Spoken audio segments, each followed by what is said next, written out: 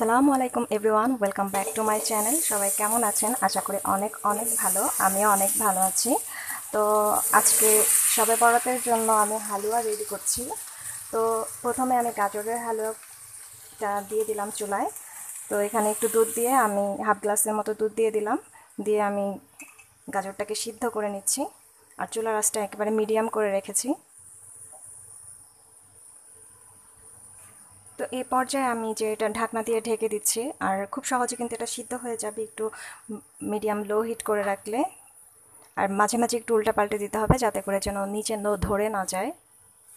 আর এদিকটাতে এই যে বুটের হালুয়া করে রেখেছি। আর এটা কিন্তু খুব সকালবেলাই কিন্তু আমার শাশুড়ি আসলে এটা করেছে। এটা দুধ দিয়ে আর দারচিনি দিয়ে এটাকে কিন্তু চুলায় এটা সিদ্ধ দিয়েছে। এই যে তেজপাতাও দিয়ে দিয়েছে এর সাথে। এটা খুব সহজে কিন্তু সিদ্ধ হয়ে গেছে, বেশি সময় লাগে না। তো দুধ দিয়ে করলে কিন্তু এটা খুব ভালো লাগে, তাই এটা দুধ দেওয়া হয়েছে। তো বউ আসবে তার জন্য কিন্তু একটু আর্লি এটা করা হয়েছে, জাস্ট কারণে এটা দেখাতে পারলাম না। তো এই পর্যায়ে একটু এটা চেক করে দেখি। এই যে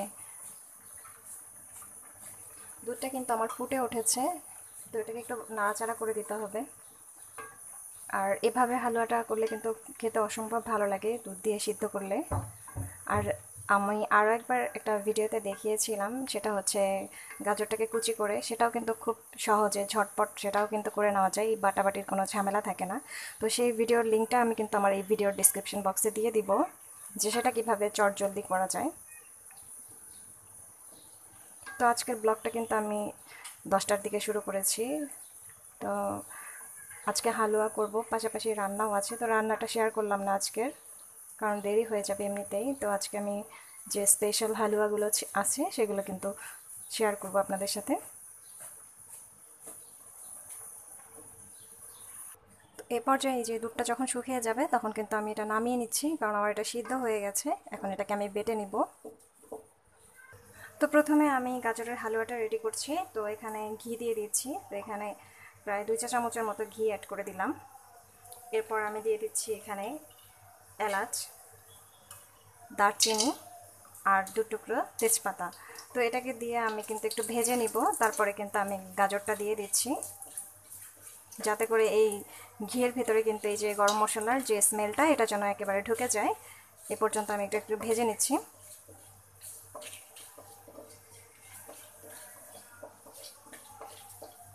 তো এটা ভাজা হয়ে গেলে এই যে আমি এখন আমার বেটে রাখা যে গাজর সেটা দিয়ে দিলাম। এরপর দিয়ে এটাকে একটু ভালো করে নাড়াচাড়া করতে হবে। পরে আমি চিনিটা অ্যাড করছি, আগে এটাকে ভালো করে মিক্স করে নিচ্ছি।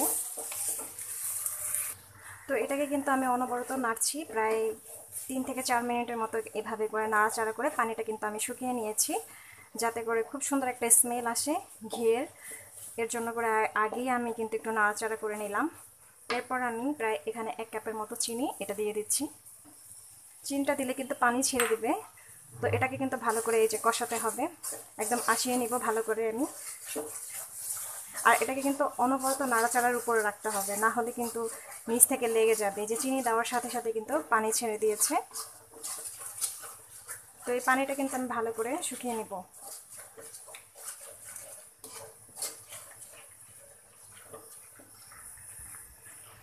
তো হালুয়াটা যদি কেউ তো গাজরের হালুয়াটা যদি টাইট করতে চান তাহলে আরেকটু এটাকে আসাতে হবে। আর যদি এভাবে নরম রাখতে চান তাহলে কিন্তু এই যে এভাবে নামিয়ে নিলেই হবে। তো আমি এটাকে আরেকটু টাইট করব, তাই আমি এটাকে আরেকটু নাড়াচাড়া করে নিচ্ছি যাতে করে একটু টাইট হয়।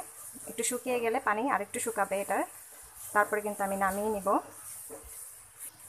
তো আমার এটা কিন্তু হয়ে গেছে, আমি কিন্তু গ্যাসটি অফ করে দিচ্ছি। এই যে একেবারে টাইট হয়েছে। যদি বরফির আকার দিতে চান তাহলে কিন্তু এইভাবে টাইট করে নিতে হবে। তো আমি গ্যাসটি অফ করে দিচ্ছি। তো আমি এটাকে এভাবে ঢেলে নিয়েছি, আর পানি দিয়ে কিন্তু এই যে এটাকে একটু চেপে চেপে দিচ্ছি, না হলে কিন্তু হাতে উঠে আসে। তো এটাকে বরফি শেপ দেওয়ার জন্য আমি এই যে এইভাবে করে নিচ্ছি। তো এভাবে দিলে কিন্তু হাতে লাগছে না, আর খুব সহজে কিন্তু এটা চ্যাপটা হয়ে যাচ্ছে। তো এটাকে গোল করে রাউন্ড করে আমি একটু শেপ দিয়ে নিচ্ছি। পরে আমি যখন এটা ঠান্ডা হয়ে যাবে ঠিক তখনই কিন্তু আমি এটা শেপ দিয়ে নিব। তো এই পর্যায়ে আমি চুলায় একটা প্যান বসিয়ে দিয়েছি। তো বুটের ডালের যে হালুয়াটা সেটা করব এখন। তো এখানে আমি প্রায় 3 চামচ ঘি অ্যাড করে দিচ্ছি, কারণ আমার বুটের ডালটা একটু বেশি, তাই আমি 3 চামচ দিয়ে নিয়েছি। দিয়ে দিচ্ছি 2টো তেজপাতা, দিয়ে দিচ্ছি দারচিনি, আর দিয়ে দিচ্ছি এলাচ। তো এগুলো অবশ্য পরিমাণ বুঝে অ্যাড করবেন আপনারা। তো আমি এটাকে একটু ভেজে নিচ্ছি। তো ঘিয়ের সাথে কিন্তু এটা আগে একটু ভেজে নিলে স্মেলটা কিন্তু অনেক সুন্দর হয়, অনেক সুন্দর একটা স্মেল আসে, যার কারণে একটু আগে একটু লালচে করে ভেজে নিতে হবে। তো বুটের ডালের হালুয়াটায় কিন্তু আমি একটু নারিকেল অ্যাড করব। তো নারিকেলটা আমি আগে কখনো দেখিনি এইভাবে অ্যাড করতে, আমার শাশুড়ির এটা আবারও অনেক পছন্দ, সে অবশ্যই এভাবে করে নারিকেল দিয়ে। তো আমি ঠিক ওনার রেসিপিটাই আমি ফলো করছি।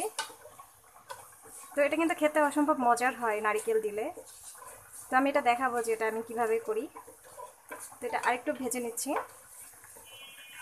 তো গরম মশলাটা কিন্তু আমার ভাজা হয়ে গেছে। তো এখানে আমি বুটের ডালটা দিয়ে দিচ্ছি। তো বোয়াকে দিয়ে আমি এটা বেটে নিয়েছিলাম। তো বুটের ডালের হালুয়া এটা করতে কিন্তু খুবই কষ্টের কাজ, এটা কিন্তু হাতটা ব্যথা হয়ে যায়। তো প্রথমে আমি এটাকে একটু ভেজে নিচ্ছি, তারপরে কিন্তু আমি চিনি অ্যাড করব পরে।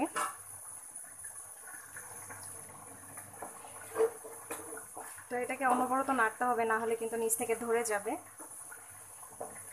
আর সবসময় একটু বড় প্যানে করার চেষ্টা করতে হবে, না হলে হালুয়া নাড়াচাড়া করতে অসুবিধা হয়। দেখা যায় ছোট প্যান নিলে অনেক ঝামেলা হয়, যার কারণে আমি একটু বড় দেখে প্যান নিয়েছি। তো এটাকে আমি একটু ভালো করে নাড়াচাড়া করে নিচ্ছি।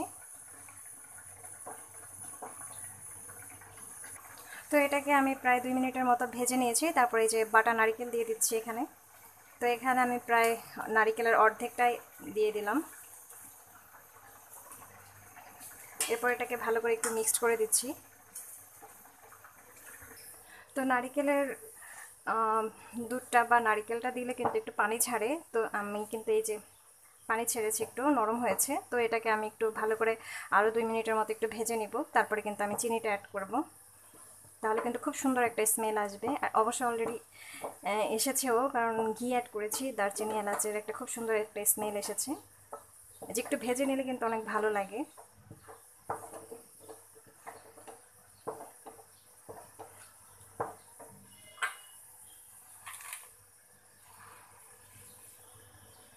তো এই পর্যায়ে আমি প্রায় এখানে 2 কাপের মতো চিনি অ্যাড করে দিচ্ছি। তো বুটের ডালের হালুয়াটা কিন্তু সবার অনেক পছন্দের, আর এটাকে কিন্তু ফ্রোজেন করে রাখা যায়, প্রায় মাসের পর মাস কিন্তু এটাকে ফ্রোজেন করে রেখে খাওয়া যায়। তো এর এর জন্য কিন্তু অবশ্যই এটাকে একটু ভালো করে ভেজে নিতে হবে, না হলে কিন্তু পানি ছেড়ে দেয়, দেখা যায় ফ্রিজে রাখার পর কিন্তু পানি ছেড়ে দেয়। তো এটাকে কিন্তু ভালো করে অনবরত নাড়তে হবে, না হলে কিন্তু নিচ থেকে ধরে যাবে।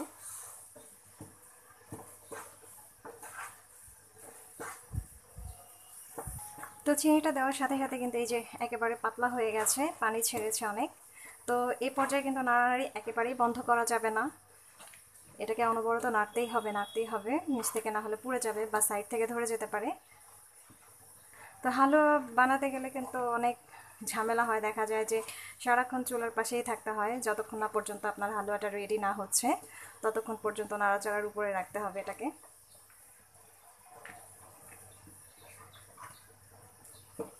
তো চাইলে কিন্তু এখানে একটু জাফরান বা জর্দার রং ইউজ করা যেতে পারে, তাহলে কিন্তু অন্যরকম একটা কালার আসে।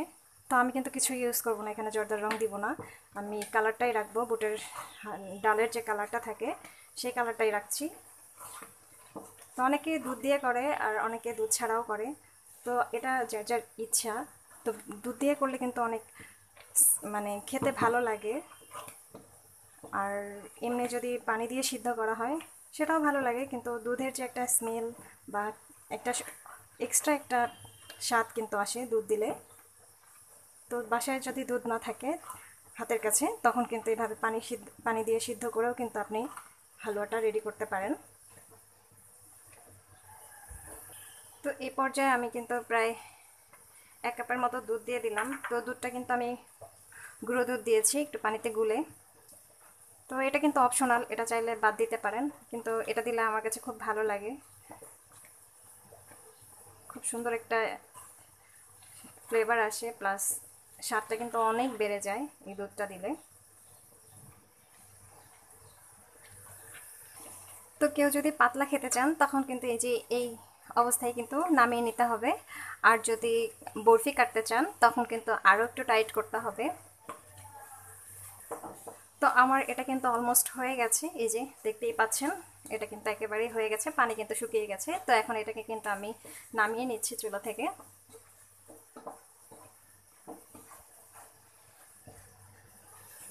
তো গরম থাকা অবস্থায় কিন্তু এই যে আমি চুলা থেকে নামিয়ে কিন্তু এই যে ট্রেতে ঢেলে নিয়েছি, না হলে কিন্তু একেবারে জমাট বেঁধে যেত, তখন কিন্তু আর বরফি আকারে শেপটা দেওয়া যেত না। তো এই পর্যায়ে কিন্তু এই যে এটা কিন্তু ছাড়বে না, তো যার কারণে আমি একটু পানি দিয়ে কিন্তু এটাকে চেপে চেপে কিন্তু আমি সমান করে দিব। আর চাইলে কিন্তু এটা সাজ দিয়েও কিছুটা করা যেতে পারে, তো আমি সেটাও করে দেখাবো। তো আমি একটু পানি নিয়ে এটাকে শেপটা দিয়ে নিচ্ছি, না হলে কিন্তু হাতে লেগে যাবে। আর প্রচণ্ড গরম, এই গরম থাকা অবস্থায় কিন্তু করতে হবে, না হলে কিন্তু পরে আর হবে না। তো এটা আমার কিন্তু হয়ে গেছে, আমি যে এভাবে চেপে চেপে কিন্তু একদম সমান করে নিয়েছি। তো এটাকে আমি রেখে দেবো, ঠান্ডা যতক্ষণ না হচ্ছে ততক্ষণ পর্যন্ত আমি এটাকে রেখে দিচ্ছি। আর ঠান্ডা হলেই কিন্তু আমি বরফিগুলো কেটে নিব। তো এই পর্যায়ে আমি সুজির হালুয়াটা করে নিচ্ছি। তো এখানে আমি 2 চা চামচ ঘি অ্যাড করে দিচ্ছি। তো দিয়ে দিচ্ছি 2টো তেজপাতা, এরপর অ্যাড করছি এলাচ, দারচিনি। তো এগুলো দিয়ে একটু ভেজে নিব ভালো করে। এরপরে কিন্তু আমি সুজিটা দিব, তো সুজিটাও কিন্তু এই ঘিয়ের সাথেই ভেজে নিচ্ছি। তো ভাজার এই পর্যায়ে আমি প্রায় 1 কাপের মতো সুজি নিয়েছি এখানে। তো সুজিটা দিয়ে একটু ভেজে নিচ্ছি। তো এটাকে একটু লালচে করে ভেজে নিব, আর অনবরত নাড়তে হবে, না হলে কিন্তু এটা নিচ থেকে পুড়ে যাবে। তো এটাকে কিন্তু আমি ভেজে নিয়েছি, হালকা মৃদু আছে। তো এটাকে এখন তুলে নিচ্ছি। তো এই পর্যায়ে সুজির হালুয়াটা করার জন্য এই যে আমি একটা ডিম ফাটিয়ে নিয়েছি। তো এই ডিমটাকে একটু ভালো করে ফেটিয়ে নিচ্ছি। দেখা যায় যে অনেক সময় সুজির হালুয়া করতে গেলে যে একসাথে দিতে গেলে সব কিন্তু দলা পেকে যায়। তো কার কি হয় আমি জানি না, কিন্তু আমার হয়, তাই আমি সবসময় একটু ঠান্ডা করে তারপরে কিন্তু আমি একসাথে বসিয়ে দেই হালুয়াটা, তখন কিন্তু অনেক সহজে এটা হয়ে যায়। আর আমি এখানে প্রায় 1 কাপের মতো চিনি অ্যাড করে দিচ্ছি। এই চিনিটা দিয়ে আমি এটা ডিমের সাথে অ্যাড করে তারপরে দুধের সাথে কিন্তু মিক্সড করে নেব। এটাকে ভালো করে একটু মিক্সড করে নিচ্ছি। আর সুজিটাকে কিন্তু আমি যেভাবে ঠান্ডা করে নিয়েছি, না হলে দেখা যাবে যে গরম থাকা অবস্থায় দুধ আর ডিমটা দিলে কিন্তু দলা পেকে যাবে, তাই আমি এটাকে এভাবে দিইনি, একটু ঠান্ডা করে নিয়েছি। তো এই যে আমার এটা কিন্তু মিক্সড করা হয়ে গেছে।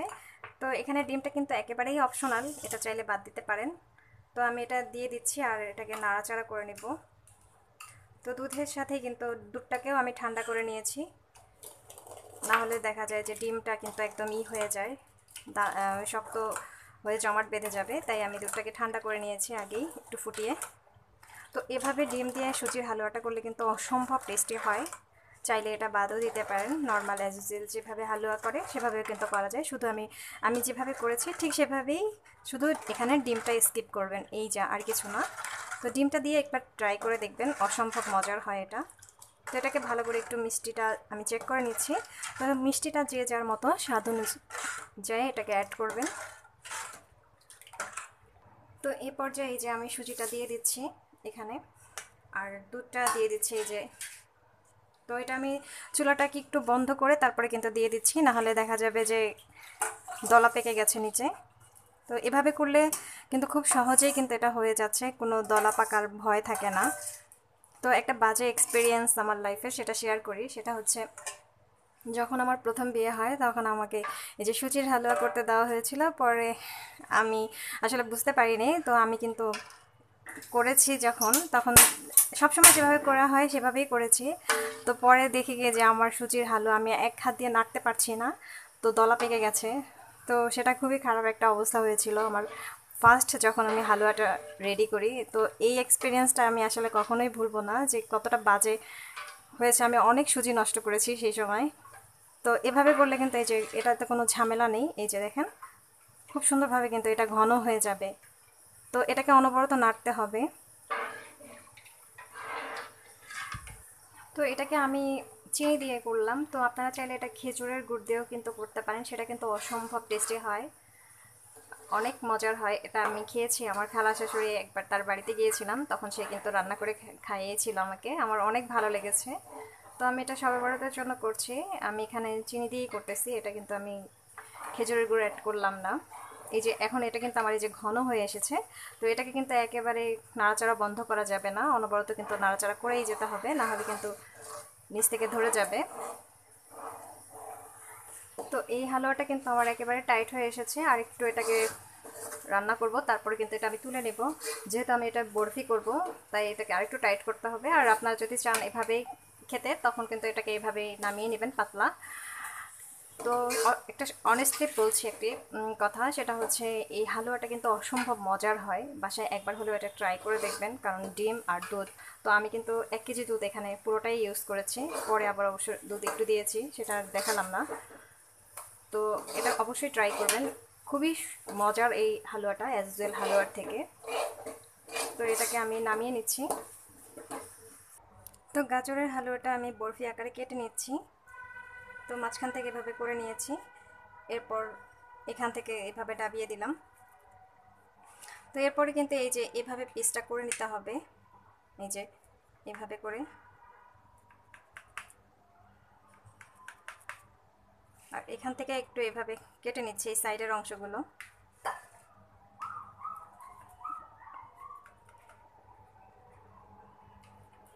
তো এটা আমি সম্পূর্ণটা করে নিচ্ছি, আর এই যে এভাবে করে আমি এটা তুলে নিচ্ছি। তো বরফিগুলোকে যে আমি এভাবে করে নিয়েছি। তো এই পর্যায়ে আমি নিয়েছি বুটের ডালের হালুয়াটা, বরফি কাটছি। তো এগুলোকে একটু সোজা সোজা করে এভাবে করে টান দিয়ে নিচ্ছি। তো যে সাইডে এই যে আছে দারচিনি এলাচ, এগুলো কিন্তু আমি ফেলে দিব। তো এভাবে করে এই যে পিসগুলো করে নিচ্ছি।